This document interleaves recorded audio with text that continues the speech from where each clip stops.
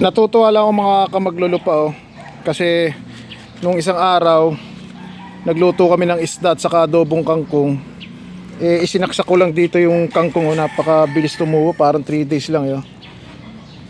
Tumubo, nagkaroon na ng dahon yan Tapos ito malunggay. Bali ang gagawin ko rin sa malunggay, kung nagtataka kayo ba't nilagay ko rito, pag lumaki hindi, ibobonsai natin yan. Bali pag nagkadahon siya, puto lang tayo ng puto, kahit mga ganyan lang kataas yan.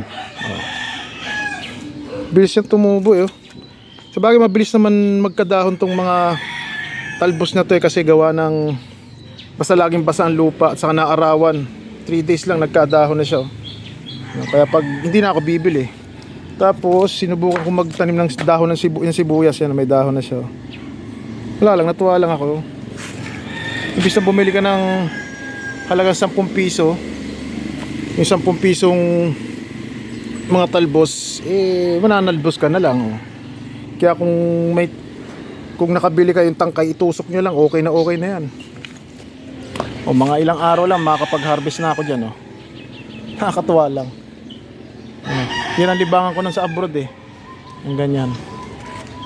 Okay, ito maliit lang, meron na rin siyang may maliit na ano na siya malunggay.